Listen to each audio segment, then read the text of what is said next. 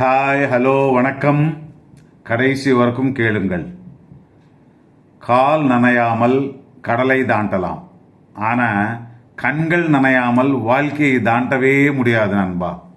வாழ்க்கையில் செட்டில் ஆவது என்றால் கடனில்லாமல் இருப்பது தான். அதுதான் சரியான மீனிங். தெரிந்து கொள் மகனே.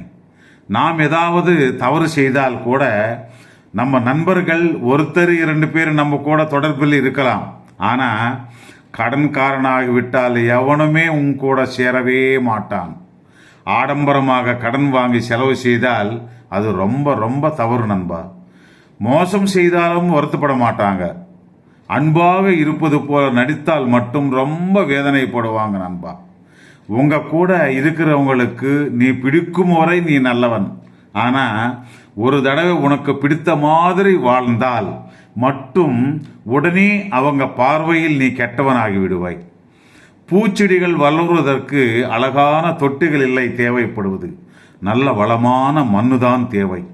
அதுபோலவே நம்ம பிள்ளைகள் வளர்வதற்கும் நல்ல உயர்ந்த பள்ளிகள், நம்ம நிறைந்த சம்பாதனை அல்ல, நல்ல பண்பிருக்க வேண்டும். அதனால் நம்ம பிள்ளைகளுக்கு சென்டம் வாங்குவதை விட முதலில் நல்ல பிஹேவியரை கற்றுத்தர வேண்டும்.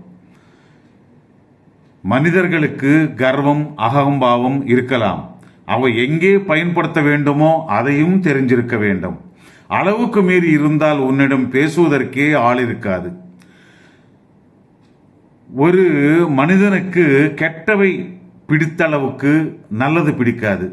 கெட்டது ஆனந்தத்தில் ஆரம்பித்து கஷ்ட நஷ்டங்களை பாலாக்கிவிடும். ஆனால் நல்லது கஷ்டங்களோடு ஆரம்பித்து நலமாக வாழும்படி வழிவகுத்து கொடுக்கும். ஒருவன் பாவம் செய்தும் சுகமாக வாழ்கின்றான் என்றால் நியாயமில்லை, கடவுள் இல்லை, அனர்த்தமில்லை. அவன் அனுபவிக்க வேண்டிய கர்மனுடைய நேரம் இன்னும் வரவில்லை என்ற பொருள்.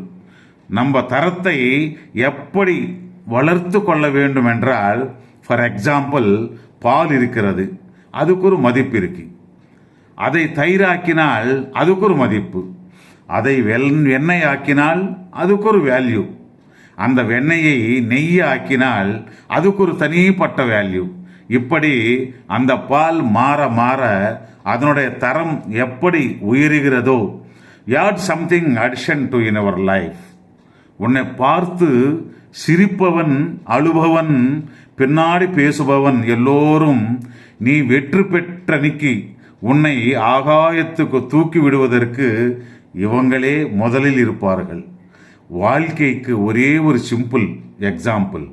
ஒன்றுமே இல்லாமல் பிறந்து அனைத்தும் வேணுமென்று ஓடோடி எதுவுமே நிரந்தரம் இல்லை என்று தெரிந்து நம்ம உயிரும் நம் சொந்தமில்லை என்று புரிந்து ஏதோ ஒரு நாள் அனைத்தும் விட்டுவிட்டு போவதுதான் வாழ்க்கையினுடைய சாராம்சம்.